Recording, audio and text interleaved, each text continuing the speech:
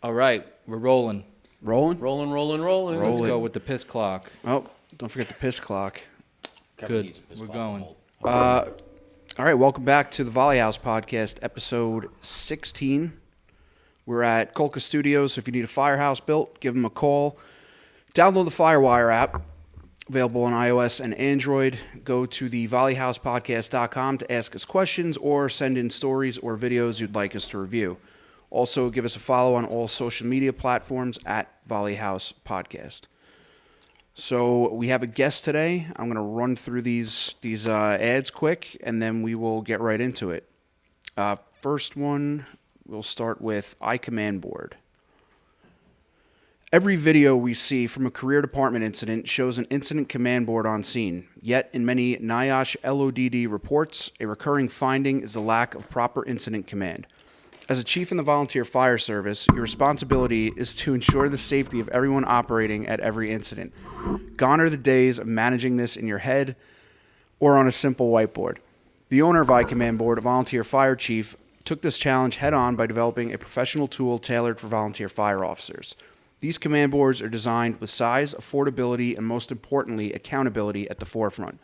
Packed with critical information and checklists, they're built to help you stay organized and focused at every event. Visit iCommandBoard.com today and take the next step in ensuring the safety and success of your department. This episode is also brought to you by Red Alert. If you've listened to this podcast long enough or been in the fire service long enough, you probably know that 10 different fire departments will do the same thing in 10 different ways. Every department is different. Whether it's scheduling, permits, reporting, points tracking, inventory, or truck checks, chances are high that your department does it differently from the one down the street. Hopefully, you're managing most of this with software. Is your software vendor putting you into their box? When you ask for a small change to your system, do they just add it to the list or do they get it done? Maybe you bought another piece of software just to get scheduling right. Next thing you know, you have 5 different vendors to manage your firehouse just because your original vendor couldn't make a small change. Alpine Software's Red NMX is the all-in-one fire software that fits the needs of your department. Their average customer has been with them for 19 years. Why? They have dedicated people to set up your system, convert your data, and get you trained. They have a U.S.-based call and email support staff. If you're tired of, we'll add it to the list. Join the hundreds of other departments that have switched to Alpine Software. All right. We're good? We are good. Fact, my department is Red Alert's longest customer. Really? Yeah. And I think maybe, I don't want to say first, maybe first, but longest. Interesting. Yeah, been there since I was there when I first started. So that's it. That was yesterday. Kevin's over here sweating because he hadn't said anything yet. I'm sorry.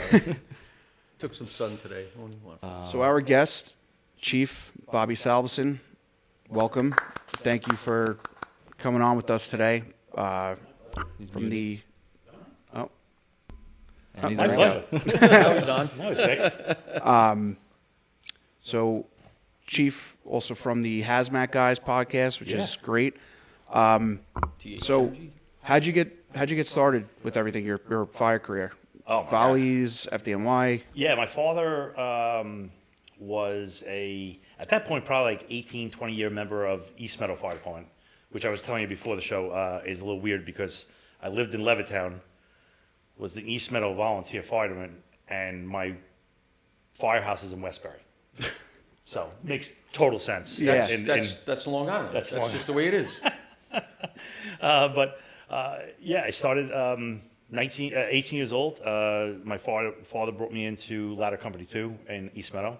And first night, got sworn in at 8 o'clock. First night, I think at 1 o'clock in the morning, I had my first, in Nassau speak, Signal 10. Nice. 10:75. Working What do you fire guys- right away. Right away. Awesome. Like 5 hours in. Hell yeah. I was the lightning bolt. So, That's awesome. and I did nothing more than foot a ladder the whole night.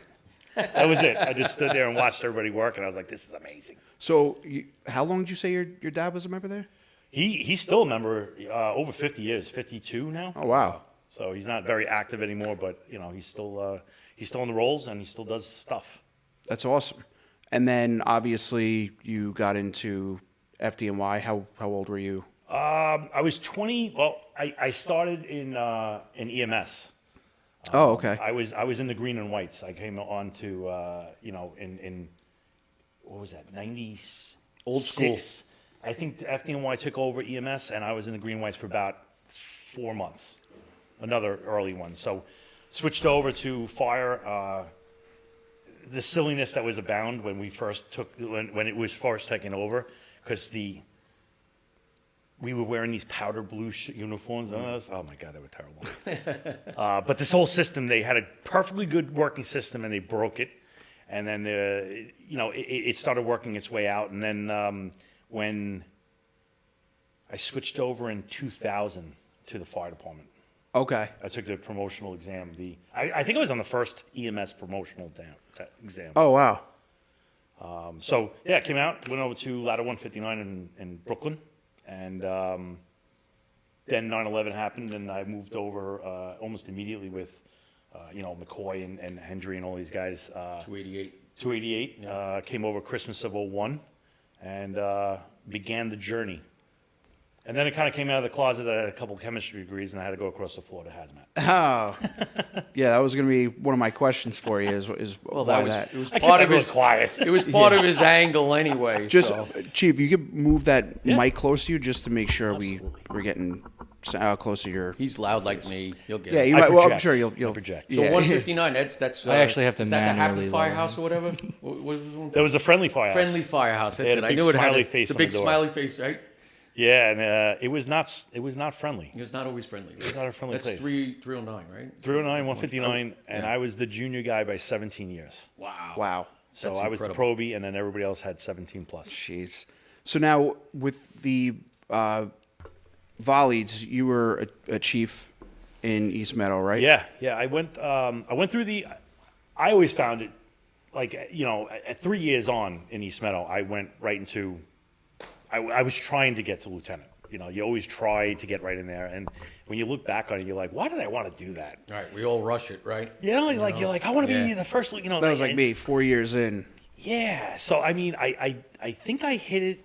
It's a little while now, but I think I hit it right away. I got second, I got first, I got captain. And then I took a couple of years off, and then you know how it goes. A vacancy pops up, and you do it again, and then you do it again. Well, you were like the 3 year, like the rest of us, that we thought we knew everything, right? Absolutely. I was one of those guys too. We all thought we knew so Yeah. much, and then as you get more time and you start realizing things, and still to this day, you get humbled. Yes. And you realize you don't know everything. There's right? a great phenomenon. It's called the Dunning-Kruger effect. I promise. If you're watching the show, look this up. It is basically like a graph where you come in, you know nothing, and then you come to the peak of stupidity, where you know everything. true. Right? And then as you start going longer in your career, you find that valley of despair. You're like, there's no way I'm going to learn all of this stuff. And over time, you never get back up to that peak of stupidity, but your confidence in it, it takes a long time to get good. I Right. believe it. We got a comment the other day. They call them 220s. I saw that. Two- 2 years on with 20 years 20 experience. years experience. Yep. It's so true, though. And we all, I Yes. don't want to say all of us, but a lot of us go through that phase where we think we know. And even when I got on the job in the city, then I knew more. Yeah. And then I'm like thinking to myself, like I was a lieutenant at the time in the Valleys, and I'm like, wow, I learned so much, like just recently, like how stupid was I? Right. But then you look around you and you're like, well, I should be teaching these guys more, and then That's what I did. I that's turned what it happens. around. There was, I'm not going to say this is universal, but I would say a healthy percentage of once the guys are a volunteer fire department, and we're in a very volley-rich area, and you literally hit the lottery. I mean, if you think about the Absolutely. luckiness of being in the area and next to the biggest fire department in the world, and making that money, right? It's you've hit the lottery like 3 times over. Absolutely, It's not a yeah. thing, right? So then you get those. Why don't I know? I know so much more than these guys now, and then like to take that and not feed it back to the system that cultivated you to get into that. Right. I find personally offensive. I Yeah, think that's you have to. not a thing. Right. 100%. I just think went our to- goal is to share information. It's to turn Yeah. it back. I just went to FDIC for the first year, and we spoke about this on the last 2 episodes. The access to resources that we have here. Insane. And you don't realize, like, as a volley, I'm a volley on Long Island. I look at the city, I'm like, oh, we're nothing on the city. Training, resources, everything, the work that they go to. But then we go out there and you meet guys from out west, and it's like, oh, we train once a month. Yeah. We train bi-monthly. Yeah. And, you know, in the volley world, we have access to everything. Right. I say all the county facilities, the town facilities, being able to get a car on demand, dropped off, facilities that on the starts. grounds. Yeah. Like, Yeah. have you seen- you go to like rural Pennsylvania or something like that, they have, they're using like a 1985 double clutch. And like here, good luck finding a rig that's over 10 years old. Right. Right. Yeah. Good luck. I mean, And like if you it might is- find one, but And they're And going to even replace these- it if it is. And even these departments, upstate Pennsylvania, like they're having boot drives to put fuel in the truck. Right. Or to keep the lights on in the they're taking firehouse. hand-me-downs from like, the Terry Farrell Fund. They're getting Absolutely. used gear that we used here on Long Island, and we pass it on to them 10 years of use, and they're like, yes. Yeah. And we think we have it bad. No, and I We don't realize how appreciate good we that. have it. I have a friend that has a house in Pennsylvania. It's a very small rural fire department, Lake Ariel Fire Department. And I go there and I do trainings all the time. And they're like, thanks for doing the training and bringing this. I'm like, yeah, this is feeding back to the system. And it's Right, important. right, yeah. Yeah, and that's part of our goal here with, with this podcast. We've talked about it a bunch of times, but it's the Volly House Podcast. It's not just a Long Island thing. It's for everyone Everybody. that's out there. And, if there's ways that we can help these departments, get access to these resources or, find ways to help them, if, I don't know, they're selling a T-shirt or something like that, to put fuel in their truck, send it to us. We'll post it, Yeah. and see if, people Make a will buy it. community board. Yeah. And, that's, again, what we're doing here is just trying to give back and, help any volunteers or any firefighters in general around the country. I love it. Yeah. All right, so let's get into the segment, Suspended or Not. We got two small ones here. Hold on. Glasses. Yeah, and Phil doesn't wear. Oh, when he glasses. comes and he's got glasses on. yeah, I'm still the only guy. Mine are out. fake. Just little looks. Yeah. So this is I think I might have some blue light glasses. Frontline Optics. So you go to frontlineoptics.com, use code VHP15 for 15% off. Sun's been out lately. Look how good Kevin looks. Took them all the way to Atlantic City. Walking the boardwalk. Oh, yeah, that's right. We should probably post that picture. All right, so this one, scouring the internet, thought it was pretty funny. They're just scenarios, and then we usually try to figure out, is this a suspension, worth a suspension or not? Okay. So this one, we put bouillon cubes in the shower heads at the firehouse. When the guys went into shower, at first things were fine, but after a few minutes, they wound up showering in beef broth. I've heard of this one. I love it. That's awesome. That's one when I saw it, I was like, that's a good one that I didn't think of. And Did you try it yet? No, not yet. I should do it at my own house, right? Just put those little cubes in the God. shower head. That's Yeah. a funny one because like you're just in the shower and you're like, what is going on? Why is this Yeah. brown Why is water so coming tasty. Why does this Yeah, yeah, right. This is so good. Yeah, out? Just turn up the heat. You Tastes can- like you cup of feeling like a little noodles. salt in your eye? You're like, what the fuck? So I assume this one was probably at a paid house, just because Yeah. they knew enough that we know guys are going to go into that shower. They're gonna Let's shower. put these cubes in here. And I've seen them Shower done beef. with the water department uses these dye pills to find leaks. Right. Yep. And it turns everything green. And I've seen people put these little dye pills in those things, and the water comes out green.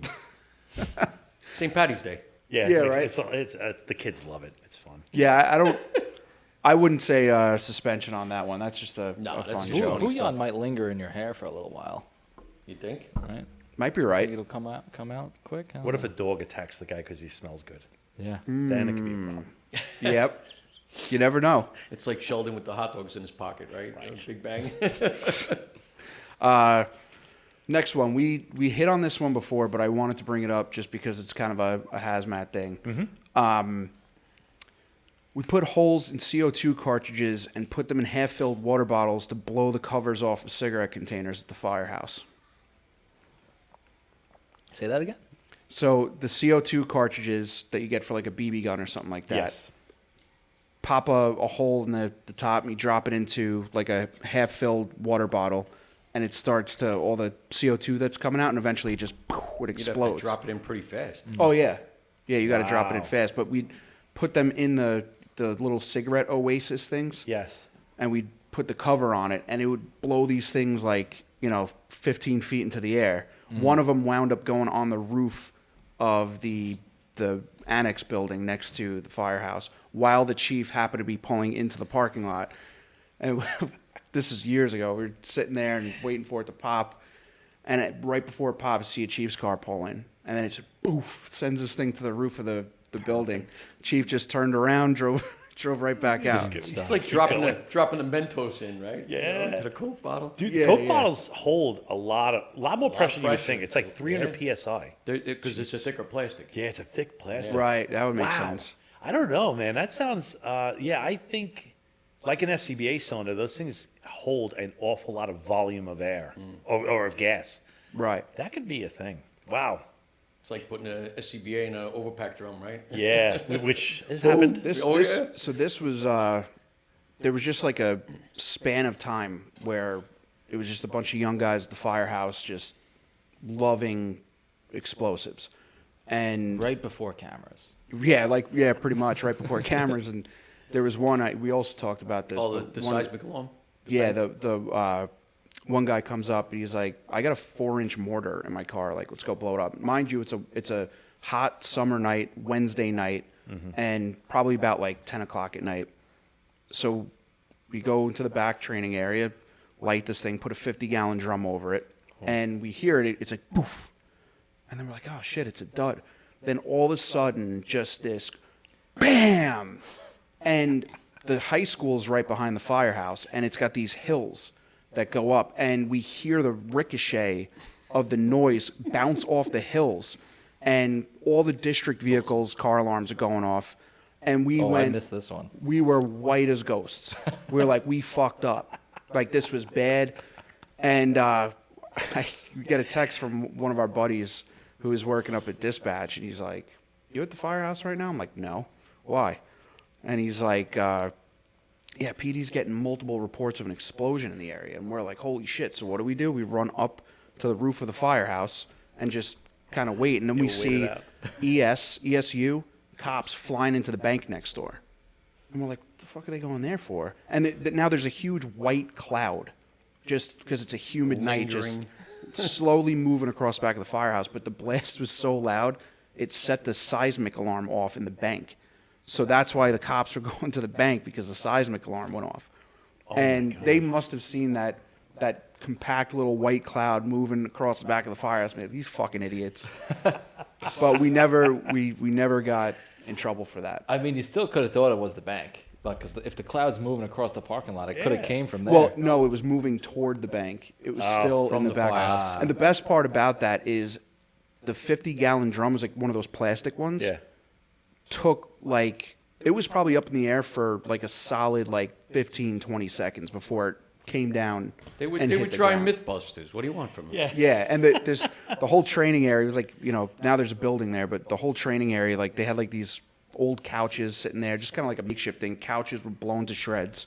There was a lawn chair that wound up stuck to the tree, and we're like, are you sure that was a 4-inch mortar? Because this thing, No, like, it's an 8-inch mortar. yeah, this thing did some damage. Wow. Yeah, Disclaimer: do not try Yeah, any don't- of this stuff at home. Yes. yeah, don't this try was it at for home. training purposes. Yeah, right. So, Now, do you have anything from you can remember from the volleys, or the city, something that was funny? I'm sure there's plenty of city stuff. I remember we had this smoke machine. I don't remember brand or make or model, but I remember the weather was just right. And there was a party in my backyard. My backyard has a decent sized area. We had the company in and out, like our offices party, whatever. And we had the tents up, and there was old people to young people, all the stuff that normally happens. And we had this smoke machine, and this single smoke machine, because of the humidity and the temperature and the wind was Just right. it just sat. You couldn't see your hand in front of your face. It was complete blackout conditions. Luckily, all the chiefs were there, so like they kept on calling for house fires, and the cops kept on showing up, and the dispatcher kept on calling us saying, is your house on fire? It was incredible. Like, people still talk about it. It's probably 25 years ago, and it was an insane party. Like, the neighbors were coming over, like, can we come to the party? Because it was just No, Oh, it was like a party at the was- firehouse. it was at my house. No, it was a Oh, at your rave. house. It was a rave at his house. Yeah, it was a rave. I mean, we tried to replicate it a couple times, but the conditions were just so right. Yeah, which it was total white out. Nobody could see nothing. It was just a great party. That's so funny. Yeah, we've done some stupid stuff too, like especially the tournament team stuff. Haven't we all? Oh yeah, like the battalion invitationals or the states or something like that with the That's got to be one night altogether. Just talk about drill team stuff. Oh, and drill team tournament stuff. Oh yeah. Yeah. I know That people could are. be a whole episode. Yeah, people are this way and that way about the drill team stuff. I but- tell people about the stuff we do in the drill teams in specifically New York State because I don't really think it's a big thing outside of New York Yeah, State. for the viewers outside of New York State, it's a racing competition with actual vehicles. with race cars, Race like cars, legitimate. basically. B truck, C truck, but We're talking about like a dragster that It is guys a jump dragster. off of the back of it at 30 miles an hour, plant a ladder, and slingshot a guy to 25 feet in like 7 seconds. Yeah. look up New York State drill teams. And Yeah, you can check it if out. you want to see something that's just there's no way. Out of control. Yeah. You have to if you're ever going to if you want to see it, it still happens on Long Island. You can still come in And the upstate summer New York. and There's upstate New York. and it is a sight to behold. I know. I think Barstool Sports posted it like 2 years ago, and I think it was the Central Islip Fire Invitational? Department. They were doing a thing there, and all the comments, people are, "What the fuck is this? This is firemen?" And It like people are like, really- "Yeah, this is New York State Yeah, drill." B- I, hose, sea I hose. love going to that. I bring my fiance, and It's I'm a like, lot of fun. I'm like, this is like, I can't believe that this happens. Yeah, right. It's like you think riding a bull is badass. Ride the back of like 1,000 horsepower truck Yeah. and Yeah. jump off. And it's still done, but as the world evolves, I have a feeling it's seeing its last days. I don't think it's over. Well, insurance is Insurance up is and the everything point. else, and insurance is going up for everything. I can only imagine what it is for that. It's I know in East Meadow we gave up the motorized a long time ago. Oh, you do the old fashioned. They do just do That's old-fashioned. all we did was old fashioned. Yeah, but Yeah, still. it's fun to watch, but yeah, I know. We're gonna go and hand out koozies and stuff, out there. yeah. yeah, You when, set up a I think tent. they just started like the training. I'm gonna make up a bunch of. That's actually not a bad idea. We got a couple tracks. We're gonna make up a bunch of new stuff. So that's a good idea. Yeah, Throw go it out there. into the crowd. Maybe do some Do a live Yeah, Volley that's what I House was saying. podcast. Yeah, do do a a Facebook live one. Live or That's how something. you do yeah. it. Yeah. Awesome. So Do not try this at home. Yes. that- we also do job of the week. We there's talk been about, a and lot it's of been jobs. the island has been crazy Really? with fires lately. Ronkonkoma, North Babylon. I mean, there's been fires out the kazoo. Yeah, Comac too. Colmac They've had been a busy job with shop. Partial collapse. My buffing of fires has been off lately because I'm developing Firewire app version 3. So I have the testing versions on my app, but I don't see anything that comes. can't into see Oh production. yeah. So I'm seeing like my test incidents where I'm just I'm doing like iteration testing, and I miss everything. So I don't know what's going on. Yeah, it's Mastic been or busy. Mastic Beach had a job. I mean, there was one Riverhead, I think, today. I mean, there've been jobs everywhere. Yeah. And then we also do drill of the week. Drill. And I figured, since you're a hazmat guy, hazmat expert, Guru. hazmat guru, what are some drills that you think any department could do that might be related to hazmat? For the first responder. All right, I'll give you 2 low to no cost off the top of my head. One of the things that I've seen, statistically speaking, is a very weak muscle is estimation of spill Spills. size. Yep. I So- used to do that sometimes. Grab a 5-gallon spackle bucket, Yep. fill it up to 4 gallons-ish, spill it on the apron, and then ask everybody how many gallons is that. And you'll get something from 20 to 30, gallons, yep. 60 gallons, and it's like there was 4 gallons. And so like calibrating your eyes to better serve, because if you have 20 gallons of gasoline on the floor from a car accident versus 3 gallons, you're talking about 1 engine versus 2 engine versus foam versus not. Calibrate your eyes to a specific set of gallonages, like throw down 4, throw down 8, and see the difference. It's a significant amount of space. That's an interesting one. It's amazing, It's a actually. very easy one. It's an easy one, and I agree. I used to do that every once in a while. I feel like that's something I struggle with. Like even like you want to ask me like what the dimensions are of this. Like, Yeah. I'm not great with just, free balling it. Well, What do you think? Think What of is how it? many times, Bobby, we go to those, half. 1x2. the fuel tanks overfilled into the basement of the Oh, house. And we get these runs sometimes, and people will be like, "Yeah, we have 200 gallons in the basement," and you go downstairs and you're like looking at it, and you're like, "Oh, it looks pretty significant," and then you find out like it's water underneath the oil, Yeah, and just it's just a lifted it. layer of it, Right, So yeah, it yeah, looks like a lot very more, thin. but it's not, or they never check the tank. The tank's like full, and it's like a gallon. Yeah. Yeah, like, It's yeah. just a sheen. It's a sheen, So estimating spills is a big deal. It's huge. It's huge. Another one is, and this, if I can indulge in a little an incident that happened. Yeah. This actually, but it goes back to the drill. Is that it was a while ago, maybe 3 or 4 years ago, in Brooklyn, Bushwick. A truck company went into a coffee roaster because the hipsters took over Brooklyn, right? So, and They did. The truck company went in there with the CO meter, and in this coffee roaster, 300 parts per million. Right. So, and we did a podcast on this because it was so ridiculous. I think I remember, yeah. Yeah, it was like one of these things we didn't even know. So we went in there, and what do you do if your meter starts showing something? You get a second meter to check it out. Okay, they did that. Then they call in HazMat, and we come in there, and we bring out 8 meters, and all 8 meters are going off. So at this point, you got to look for the product combustion. We do our secondaries. We turn off everything. But before we even turn on anything, we close the doors, and it goes right back up to 300. So we do a secondary. We look around for maybe somebody's hibachi cooking in the basement, or a steam Jenny's running in it. Nothing. So at this point, what do? You feed it into the Googler. Why the hell am I having carbon monoxide? And it's like, oh, everybody knows about this. Coffee roasters, when you partially burn an organic molecule, you make carbon monoxide, but a coffee bean locks it. So like, no way. I've heard a lot of shit. I haven't heard this one. So we go back to the firehouse, we open up the coffee grinder, and we stick a CO meter, and it goes berserk.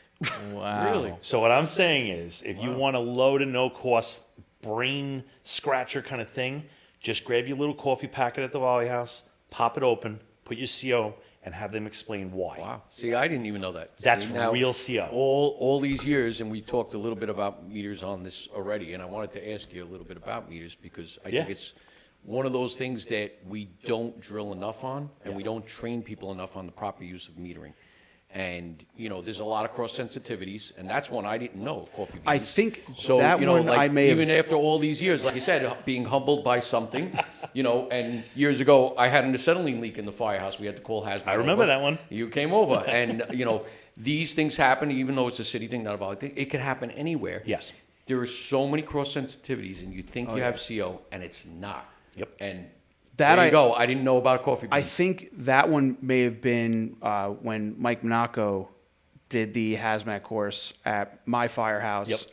He talked about that story, and everyone's like, "Holy shit!" Yeah. Wow. Yeah. That's an interesting one. It's something that's so atypical, and the funny thing is, it really is. It's not a cross sensitivity; it's really carbon monoxide. But you tell people, you're like, nah, it doesn't So make is sense. it the bean when it's crushed already, or it's Yeah, when a bean is intact, you get very low levels, but when you crush it, it releases it. wow? So in those So little if you packets, go over and you sniff the bag, you could take a beating on that one. you can go down from CO. I didn't know that. Yeah. You want to make somebody pass out? Here, sniff my beans. Yeah, so those are two good drills. I mean, they That's just interesting. Yeah, those are scratch great the minds. drills. And those metering drills, I believe strongly in because it is a weak muscle. I think Yeah. it definitely is. And it's something we're going out the door a lot to, Yeah. is unknown odors, of we don't know what it is, or we're getting these CO alarms or anything else, and we don't know what it is when we get there, and we look around, we go, yeah, just shut off the appliances, ventilate and go home. And, there were many times when I was a chief, and you went through being a chief in the Oh, yeah. valleys, and you'd go on those odors, like that smell, and like you're like checking everything, and it's like, I'm going to go back to bed. Yeah. And like I'd lay in bed all night and like, oh my God, hope I please. didn't kill I somebody. hope these people, everything's fine. We tell people it's okay to go back in their homes, and it's like, we really got to be on our game and making Yes. sure that we know what is actually going on. before Right. Sending Let me- people back to sleep. So let me ask, we go to CO, my department covers this industrial park. So we get every automatic alarm you could imagine. They call it freaking Sprinkler City because of all the water flows and all that stuff. Sure. So we get COs all the time, or just whatever, mixed gas, whatever it may be. What is a Every time it goes over the air, whether it's chief on scene or if it's just a fireman, an engine, in a truck, whatever it may be, they go in X amount of parts per million. What is and I'm not asking for exact numbers, what range does it actually start becoming dangerous? Like, obviously, good practice, always go in with a mask on and bring your meters in. But at what point is it like 800, 1,000, 2,000, 5,000, 10,000 parts per million? All right. I need a little leg room to explain this, right? Yeah. But I promise you, I'll explain it, and everybody in the audience you'll get it. When we're talking about those gases, which are toxic gases, and the definition toxic means it's going to screw up me, it's not going to melt the couch, right? So toxicity is going to, I care about toxicity, right?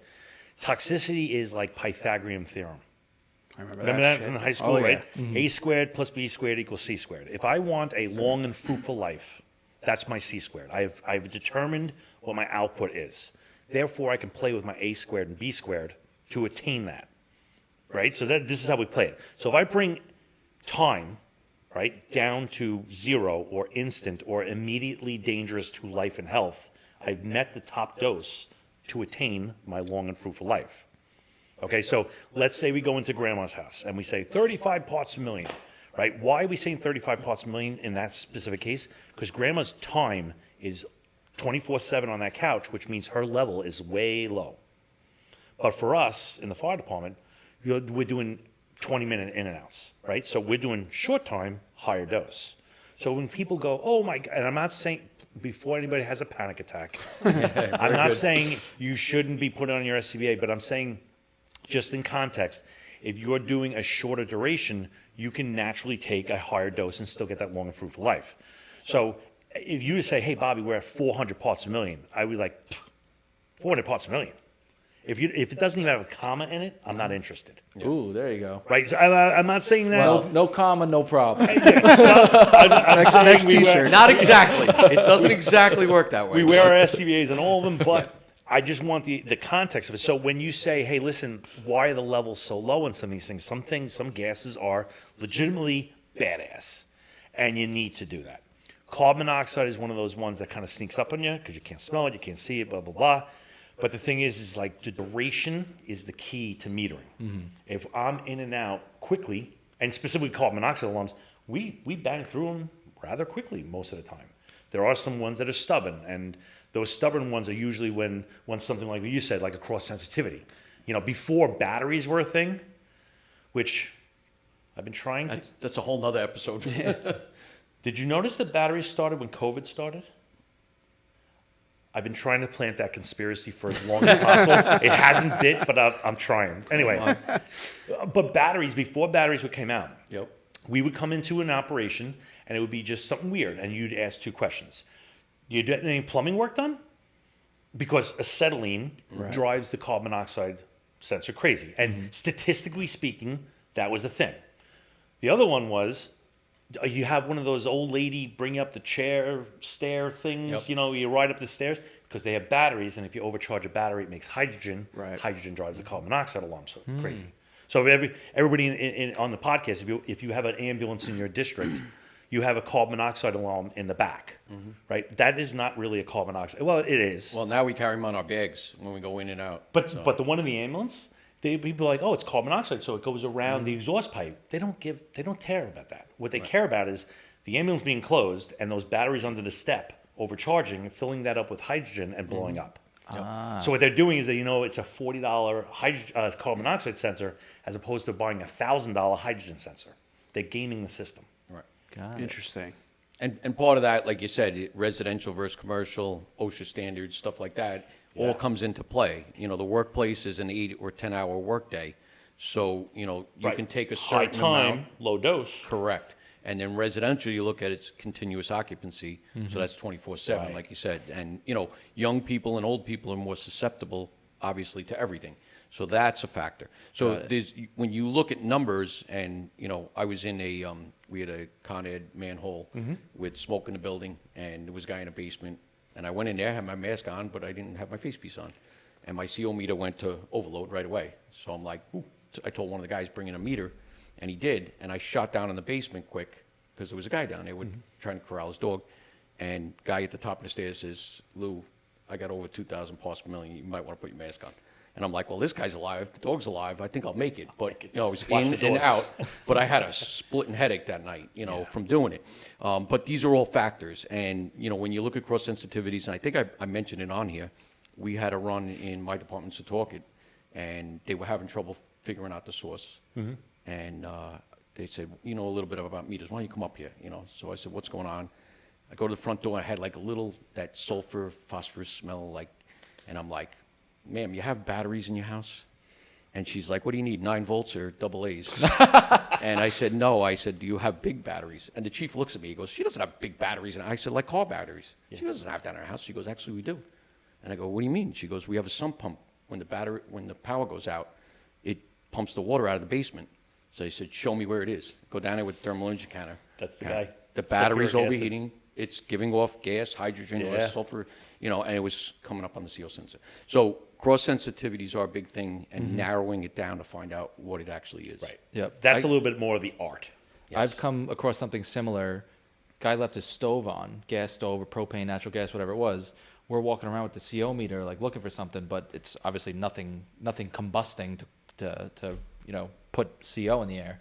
And then we must have walked by the stove like 7 times in this apartment. And then we finally look at it, and we go. I think the guy actually walked back in. I forget what he said. He was doing something. Then I looked down at the stove. I'm like, oh shit! I turn it off. I'm like, I think I found it. And We it had was just, we had something similar to that where it was a pizza box. The guy turned on, where do you put the pizza box? The kids puts the pizza box to keep it warm. And then next time you forget to leave it in there, it's in there for a week. You turn it up to 375 because you're going to make some chicken nuggets, and your pizza box goes on fire. And they're like, I have a carbon monoxide alarm. Meanwhile, you have a stove fire. Yeah. And that was a big thing where we were getting a lot of CO runs, and they turned out to be fire. And we talked about the number of beeps going off. Fire alarm's 3, CO alarm is 4. And, we'd pull up on boxes or runs, and I'd be listening. I'm like, but it's 4 beeps. I'm like, grab your CO meter. And the guy's like, what? I go, that's a CO alarm going off. It's not a fire alarm. And he's like, what? I go, it's 4 beeps. That's good. So those are the things you got to... Yeah. Yeah, but you got to think about these things when you're out there and you're responding to runs, Yeah. Just kick the camera. So you mentioned it before. Yeah. How did you decide to go into hazmat? And this is two-part question. You decided to go into hazmat because you had a chemistry degree. And which hazmat call do you think is the most nerve-wracking? Ooh, man.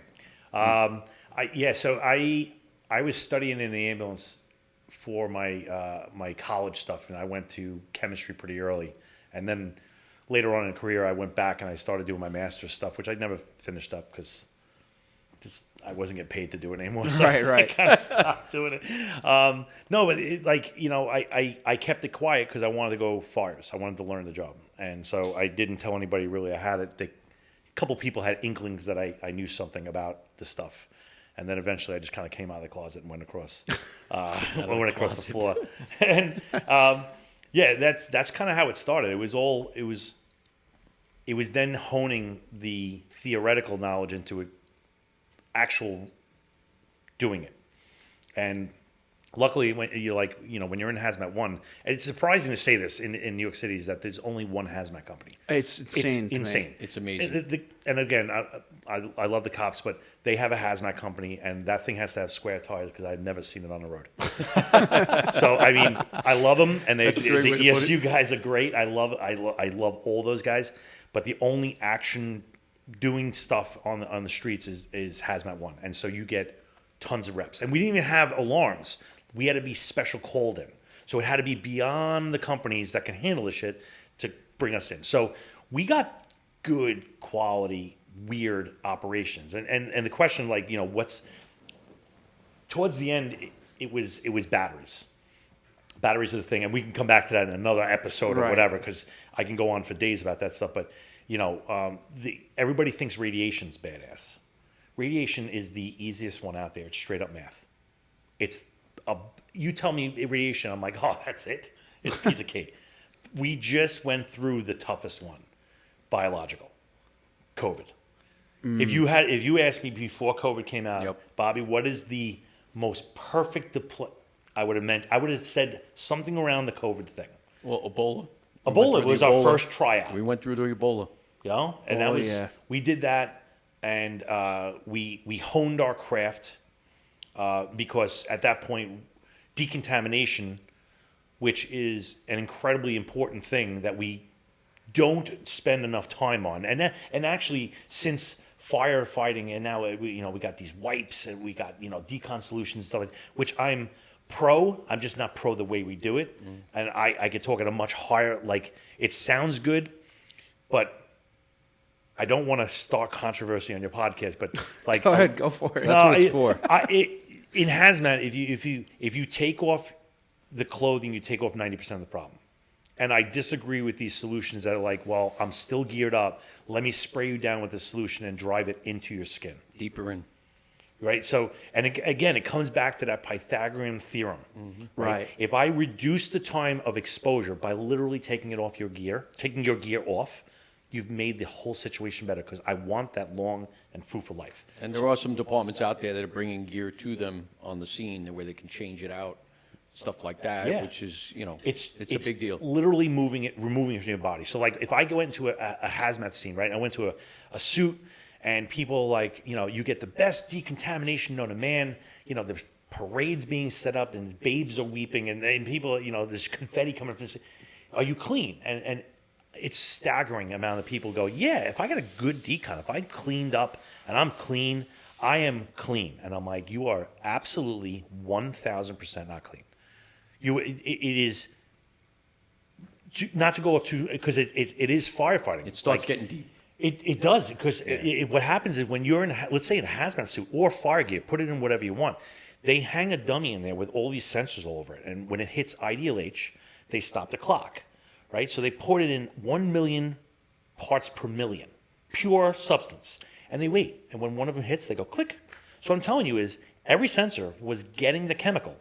Just one hit the trigger to say stop. So if you think about this from a firefighting standpoint, are you dirty? You're guaranteed dirty. The longer you don't take a shower after a job, the longer it has dwell time to Right. change those numbers, where the dose is now screwing up your long and fruitful life. Right. That makes sense. And I guess with the question I had about the most nerve wracking. So Phil, no, it's all good. Phil had mentioned all over the place. The industrial park here. Yeah. And Phil and I was in his department for a long time, and there's one building around here in particular that when the alarm would go off for an automatic alarm, we actually wound up having a hazmat call. The printout would come out from the sheet, and in big bold letters, it would say exterior operations only. And let the bait shoot. I think it was, and I said this before, correct me if I'm wrong, because I'm sure you probably know it, but I think it was glacial methacrylic acid. Does that sound familiar to you? That's a polymerizer. So what happened? A pulverizer. Yeah, pulverizer. That's what I heard. Pulverizer and a pulverizer. They had apparently this particular chemical is not supposed to get above 32 degrees Fahrenheit, or some sort. I thought it was around there. They got about like 100 of these 50-gallon drums just in the building, and somebody happened to leave one out. And they said that when it gets above that temperature, it'll start to rapidly heat up and eventually explode. So we go there, and we're sitting there for 6 hours because there's the, I always say antidote, and I know that's not a chemical that neutralizes another inhibitor. They didn't have it here on the island. So they had to get it from Pennsylvania. They got the material, but they don't have the one thing. Yeah, you need. exactly. Yeah. So we had to wait for this company from Pennsylvania to drive it up here, and it never exploded. But we were just kind of sitting there waiting, lucky. for it to explode. And if it catches the other ones, then half this industrial park is gone. Yeah. I'm gonna bet that was an organic peroxide, which placard-wise, it's the red top and yellow bottom one. Okay. Hurricane Harvey, we got deployed in New York Task Force 1 down to Texas. Texas. I don't remember the town. Angleton, Texas. Angleton, Texas. We were thank there you. together. Yes. It was a fun time. And Arkham Chemicals. Yep. Not Batman's Arkham Yeah, I Chemicals, was but gonna Arkham say, Chemicals straight out of Batman. was 40 miles away, and it made exactly those chemicals. Yep. And I was a nerd, and I'm like, I'm going to wait up, and I'm going to stay outside. So it was like 2:20 in the morning, and we were probably 25 to 30 miles away from that incident, And when it detonated, and I say that very deliberately, I felt it. It was like a bass beat, and it pushed me You felt it in your chest. 20 miles away. It blew windows out of buildings 5 miles away. Damn. So when those things go off, they go off. Yeah, and I know it's not the only building in this industrial park that has some serious shit in there. And it's just, what's interesting to me about, like, you mentioned there's one hazmat company in the city, and then there's one hazmat company in Nassau County, one hazmat in Suffolk. Well, there's a few more than that. Is there? Yeah, Yeah, well, town you have ones, town, isolate. you have the county, you have Stony Brook University, you have B&L, it has Well, oh, yeah, there's, yeah, you there's a got lot those. of different hazmat teams all over, but Right. you know, But like, if you're gonna like, if I'm operating at a hazmat incident here, and I know I need to call hazmat, it's gonna be Suffolk County, town of Islip, hazmat team. yeah, but they notify everybody else so they have backup and stuff. Gotcha. Like that. Mutual aid, probably. So, being that there's just a million chemicals around there, from the smallest little things that you can mix that can become dangerous, all the way up to the shit we were just talking about, how do you guys have all that information? I know you got books and stuff to read, but A lot of resources. And I believe that your mind is like a teacup and only holds so much tea before it goes over the side. So I can only pack X amount of knowledge in my head before I have to go looking at books. So I don't memorize anything. Like, we used to have bottle jacks that lift up cars, and it was like you had to memorize those 5 3/8 inches. I'm like, why are we memorizing it? Just write it on the bottle. Like, Write it on the door of the rig. yeah, so we put tags on all our meters that would tell us little all the boxes. doodads and all that stuff. That's pro level stuff. Don't think it's not pro to do that. But one of the things to do is to know where to look. So I'm going to say the vast majority of the volunteers, they're operations level hazmat, right? So in general, you deal with the shit that has come out of the drum. Me as the technician or specialist, I deal with stopping it from coming out of the drum.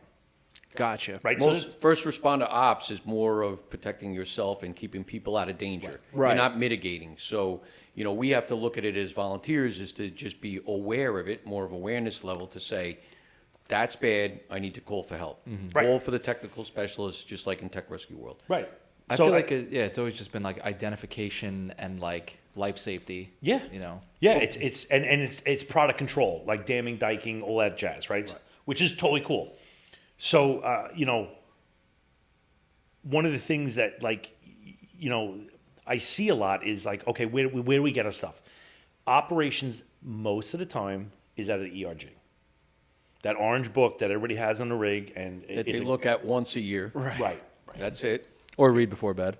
Yeah, right. Yeah. Or before you go to bed, I was telling them if you have trouble sleeping, pull out a manual, Yeah. a meter manual or something like that, or a hazmat ERG, and you put you to sleep. Yeah, but that's a great resource. There's another great free resource out there that you can pick up. It's called the ERDSS, which is the Emergency Response. It's even easier. You just go to chemicalcompanion.org, and if you go to chemicalcompanion.org and use your job email, they will give you access to it.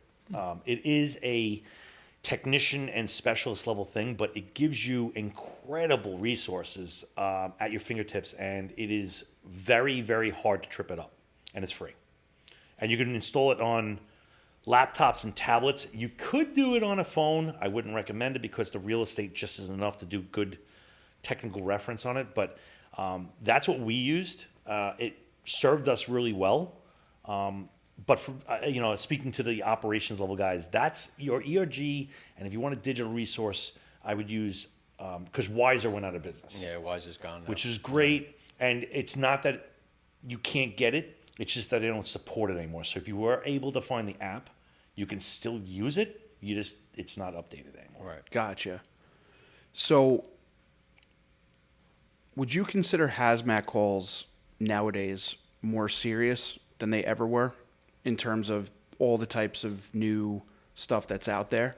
And I know we kind of hit on it before. Do you think departments are doing enough training to understand? I don't think it's gotten more dangerous. I think it's gotten safer. I think just to the regulations and fire codes and all that jazz, I'm pro on that.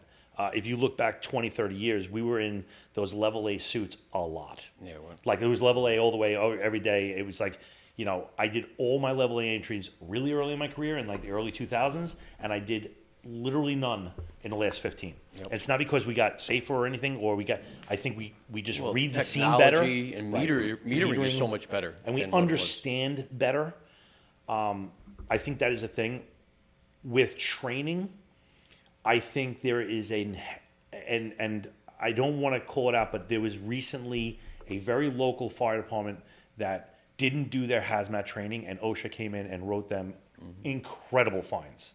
Wow. Right? And I think there is a misunderstanding about the landscape of hazardous material training.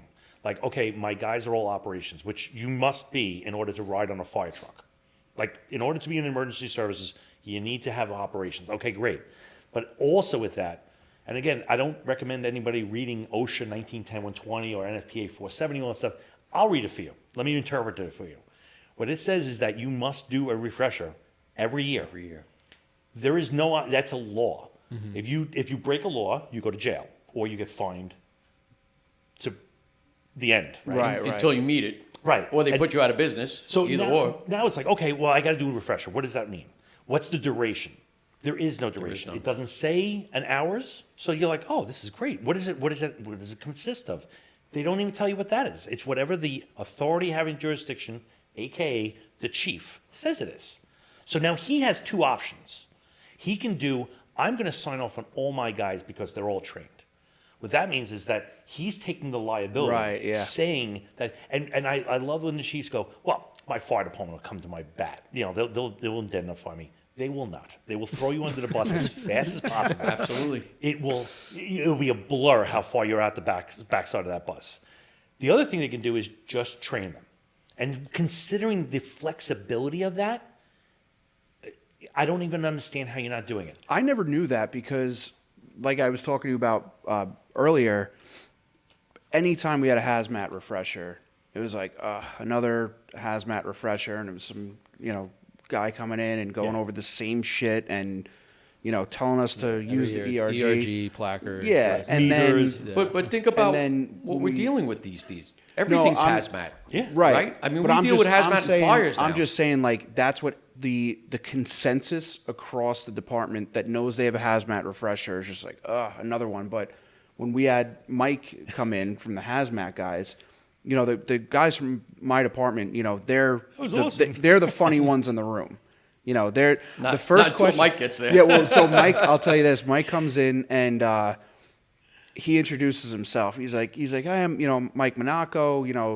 Tells his background. And one of the guys, I hear him like murmuring to himself in the background. He's like, Monaco. And he goes, hey, do you know Tony?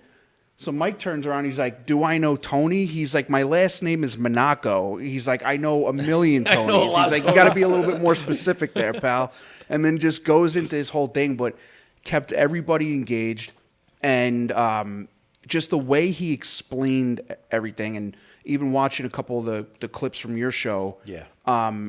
Like I was watching one of your clips before, and you were actually drawing something out on a whiteboard. It looked like, but just a way to make it not boring and like entertaining. Yeah. Like I wound up talking about some of that on the episode the next day because I was like, I picked up so much more from that. That even sounds interesting because like our hazmat refreshers, like it's PowerPoints. Yeah, you want to eat it done. PowerPoints, dig through the freaking ERG for 2 minutes.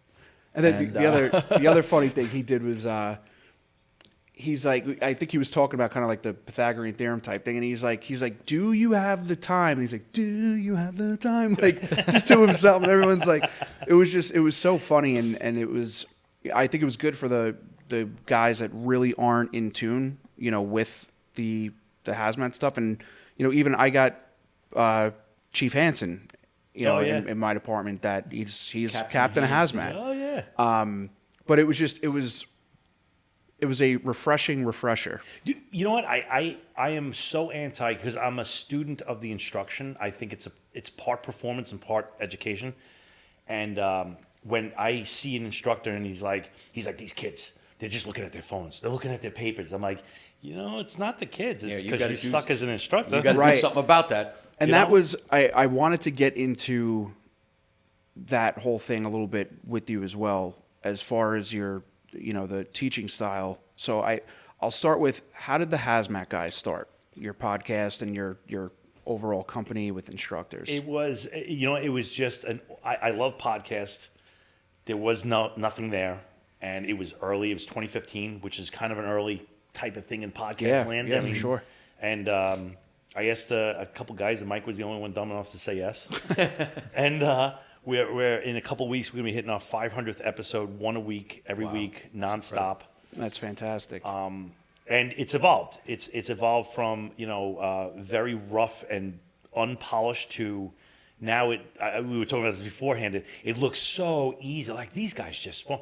There's a lot of work that happens before for anybody that's thinking about starting podcasts. It's a lot of work before, after, during, and the more you do it, the more refined and smooth it looks.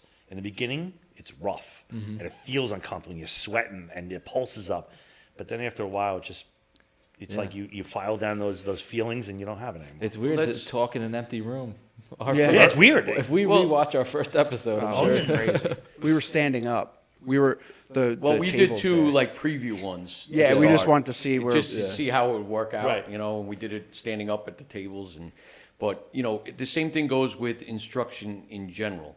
Right. If you really look at teaching, when people say, the guy's going to give a training, a 1 hour training or an hour and a half training, it may take 3, 4, 5 hours to polish and get that training together to give a 1 hour training. And that's the part that people miss. Some people try to just wing it and just show up and fly off the cuff, and you're not going to have a good. You don't go from a white belt to a black belt in a day. No, exactly. It takes time. Thousands of. If I think about how many times I've been in front of a classroom, it's thousands and thousands. Probably getting close to 10,000 times. Yep. But it takes a lot of time. It takes effort, and I just did I didn't teach the class, but we did a training last week for the volleys, and I wrote a PowerPoint just on brush fires and stuff. It took me almost 4 hours to put this whole thing together and what I was trying to accomplish, and then give it to somebody else so that he can do it. But it still took me 4 hours of my time. And that's the stuff you don't look at it. And the transitions. Correct. And the way you want to frame this. Deliver it. And one of the great things, this is a two-sided coin, is I hear this a lot in the volunteer fire service, is that we're going to go back to the basics. Let me translate that for you. I'm going to dust off something I did 10 years ago and do it again because I'm lazy. That's part one. You have those instructors that go back to the basics a lot because they're lazy to start a new one. Second thing is that let's say I have a ground ladder. Sometimes you need to go back to the basics. I do agree with that. So, but one of the things is you don't have to go back to my basics. Correct. So if I have a ground ladder PowerPoint presentation and I go and I give it, I'm going to give a presentation that I give. And then I give that exact same slide deck to Kevin. He gives a completely different show using the same slides. Yep. That's why one PowerPoint given by different people maximizes that work, that 4 hours worth of work. You can get exponential, So much out of it. force multiplier stuff. So those volunteer fire departments are like, we just don't have enough resources to build all these courses. You don't need to. I'm okay with doing back to the basics or recycling things, but give it to another guy. His lens, he's an electrician, you're a plumber, you're an auto mechanic. You see that problem differently. I want to hear it. Right, yeah. You also just kind of summarized why you'll never stop learning, because like you said, you could teach the same class. Each person could teach the same class, and it's a different perspective and a you different just angle. put a little tweak on it. Totally different. And that's it. Even teaching over the years with you, I would pick up things from him as an instructor, and then I'd be The way like, I say it, right? the way And he then I'm says like, it. well, maybe I can use that, or build off it, or it puts a light bulb in my head, and I say, oh man, I can transition to something else. And when we look at hazmat in general, even in the volley world, we kind of push it to the side. Yeah. And it's funny when you actually have a hazmat run, everybody's looking for that ERG, and they're like, what do I look at? What am I looking for? And it's like, that's not the time to be doing that. That's the time to do it in training. Yeah. And when you think about what possibly is in your district, and a lot of people don't know, and, I deal with a hospital, and, I used to deal with a hospital in the Bronx and stuff like that. And, that one hospital had ethylene oxide, which is That's pretty badass. nasty stuff. And people don't even know that you're responding to these types of events. I mean, that stuff is nasty crap. Yeah. We looked it up one day just to be like, we're like, whoa, It's bad. this is nasty, and it's for sterilization. So when you think about this area, you don't even know what's in here. You don't know what's in here. We don't all know what's in this jurisdiction or this industrial park. We all have something in our district that is deathly dangerous and can kill you in an instant, toxicity level, we'll talk about, but you need to be on top of your game. Don't just push hazmat to the side. No. You're responding to hazmat runs every day. Think about how many incidents happen in your district that you don't even get alerted for because they handle it. Correct. The weirdest one to me, we would get hazmat calls at the medical examiner's office due to formaldehyde Formaldehyde. leaks. Yep, formaldehyde. And that was like one of the ones I'm like, formaldehyde? Like, Oh, that's bad. spicy. yeah, shit. and that, Nasty stuff. Yeah, and it's not even like, it's not the fire department goes there, and Morticians. it's usually like the chief's on his way there, dispatch, hey, it's a formaldehyde spill. Okay, get me hazmat. Like right off the bat. Formaldehyde is what you get from Freon, right? From burnt refrigeration gas. Yep. Phosgene gas. Thermal Or decomposition. phosgene. That's what it Phosgene, is. formaldehyde, Yeah. a lot of stuff, and that's the thing we don't realize. Like you look at something and say, this bag, it burns off. What's it give off once it starts burning?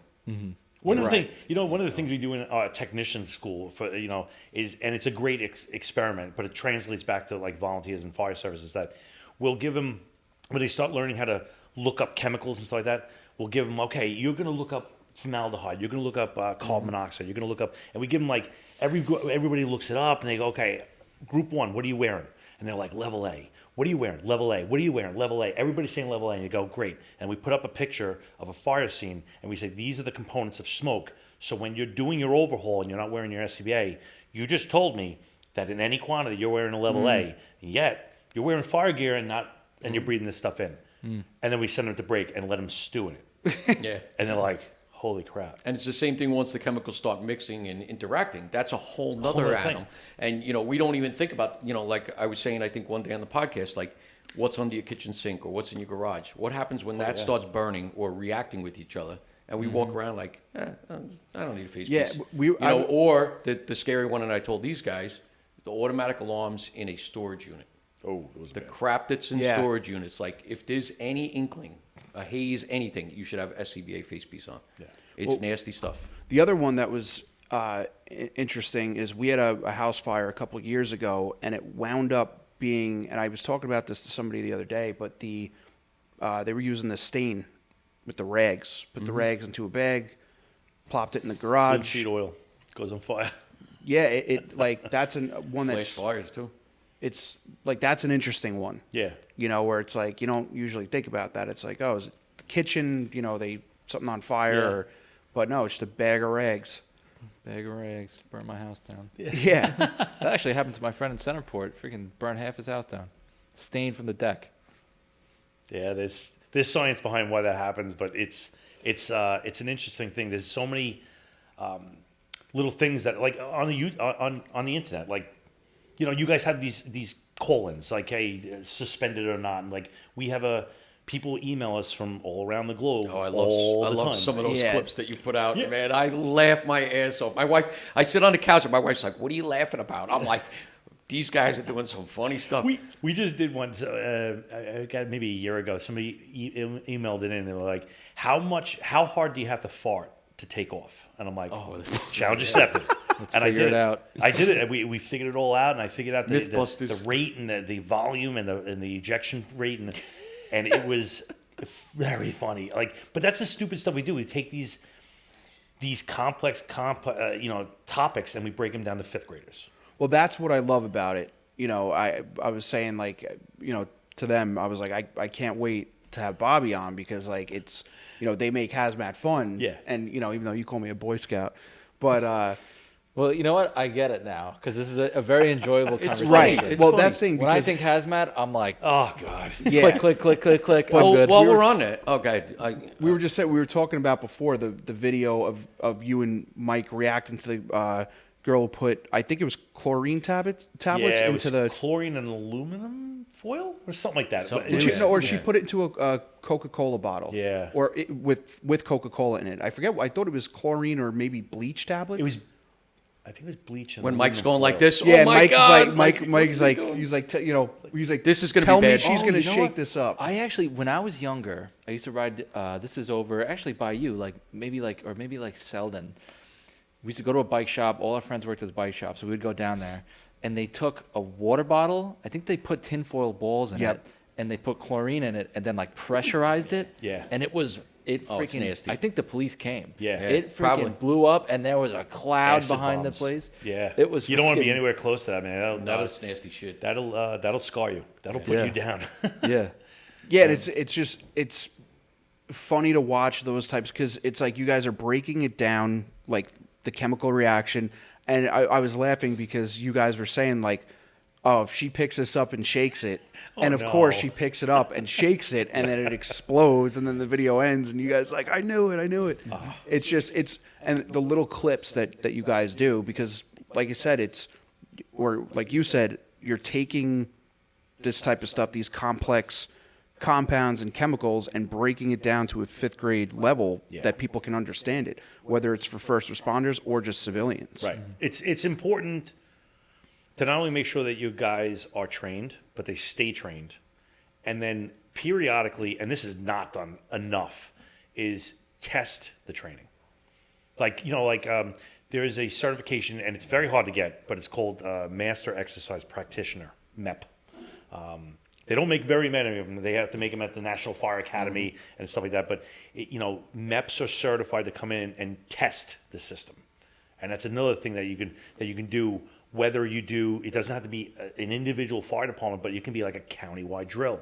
And you can just say, hey, listen, we're not telling anybody, but Nassau Medical Center just blew up, because the ethylene oxide deposit just went up. What are you guys going to do? And test how long things take, how the comms, because you have different channels. There's a lot to it, yeah. There's so many different things. Right. And like, do you have the right equipment? Do you have the right couplings? Do you have the right fittings? Do you have if you don't test this periodically, you don't know if you can do it. Do it or not. So you assume, oh, I know what Kevin's going to do. And Kevin's like, I thought you were going to do that. Mm-hmm. Nobody's going to do it.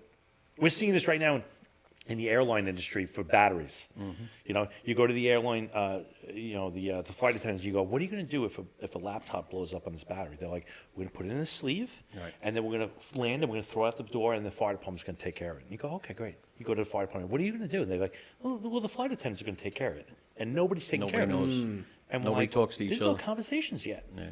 So whatever. There's so much stuff to talk about with. Wait, so the flight attendant is supposed to take a laptop or any electronic They have device? these bags that they put them in, yeah. Yeah. The best one, Which sometimes, if the battery's strong enough, will burn through anyway. my so. personal favorite is all the pilots And what are they have. going to grab it with their bare hands and just do it? No, they have that's like a mitt, like a little- oven yeah. mitt. They give them in the bag. It's like a kit. But I love the pilots now. They don't have paperwork. They put it on an iPad. So if he's up front and his iPad goes bad, their education is. I'll show you the video. It's funny as hell. They open the door to the passenger compartment, throw it in the Throw it back, in. close it, and you fly the plane. They'll deal with it in the back. I love it. That's the plan. That's the plan. And if you've seen any of these batteries smoke, they put out insane amounts of smoke. So Quick, that would quickly. fill that entire compartment. I watched one. It was a guy at the gym. He was on his phone, puts down next to him. Oh, he crushed drops it. the- freaking crushes it, and thinks, Yeah. just spewing out. And he like It's- picks it up and he's looking at it. Ooh. Like, It dude, is amazing. drop that. Yeah. Yeah, and that's the big thing now that everyone's talking about is the lithium-ion batteries, and people not understanding that it's not just they overcharge, they start to smoke, and then they'll go on fire. It's if these things are start smoking, you have like seconds to get out of there before changed it. the game.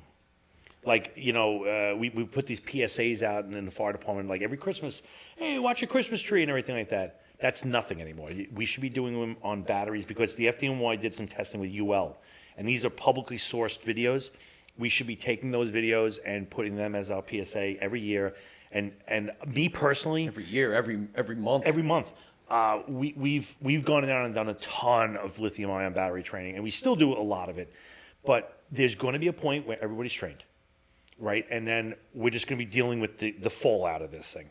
Me personally, my anecdotal thing is, I think we're going to need to create a robust fire prevention program that includes batteries, and I'm talking about like K through 5 coloring books dealing with lithium-ion batteries. Because if we don't start training the kids Nowadays, that lithium-ion battery, you're going to go to every kid comes home with a Chromebook, and they drop them, and those Chromebooks are going to go on fire, and the volunteer fire department is going to go there, and they're going to be like, what do I do?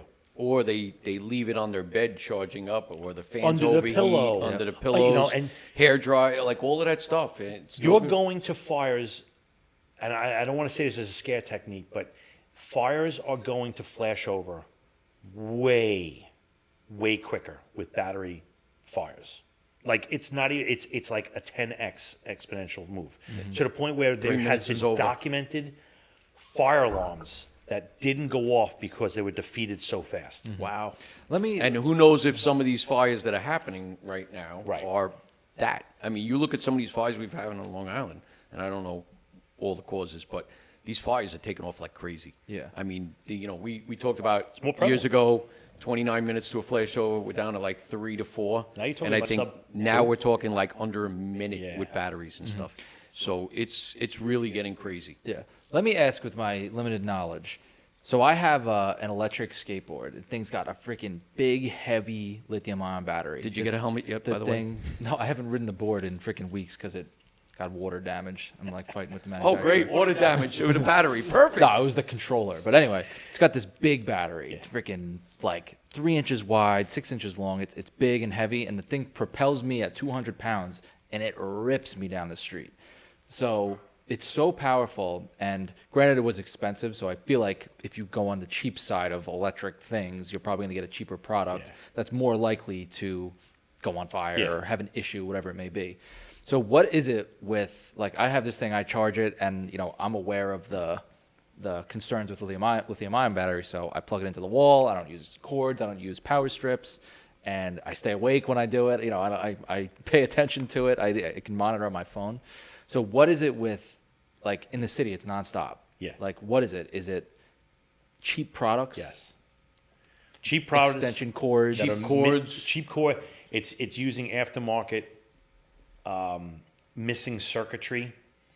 We're just inherently cheap people. I mean, like if you're gonna buy that new iPhone cable, it's like $105. Or I'm gonna go on Amazon and buy the $4.99 one. Or gonna 7-Eleven and grab a... Right. You're going to buy 30 $4.99 ones before you buy that $105 one. And the $105 one is made for it. So, Gives the right amount of current and everything else. yeah. And This- I'll give you a perfect example of something that just happened to me in Atlantic City. This is crazy. But charging my phone next to the bed into the lamp. So I plug it in with the cord, hook it up, go to bed. All of a sudden, like orange glow, sparks flying everywhere, right? My wife's like, what the heck is that? I'm looking at the wall on the other side. It's glowing. I'm like, what the? I turn around, and the thing is smoking. And I'm like, what the heck? I rip it out. It's hot as hell. So it's burnt up. So I'm like looking at the plug, and I thought it was an Apple plug. It's not. I don't even know where I got it from. Oh. It said like something light on it, but it was the wrong plug for that particular application. And the thing almost went on fire. I thought the fire alarm was going to go off. It didn't, but my wife was like, she couldn't sleep the whole night. She was up the whole night. She's like, I'm so tired right now. But this is the thing. When you buy these cheap aftermarket products, they're not made for the proper current or whatever, and they overheat. Yeah. And I think that's where a lot of this problem is coming from. Just like low gauge wire, shitty terminal, shitty connection. So I actually have it in my bag over there because I'm going to use it as a demo, but it smells Yeah. all burnt.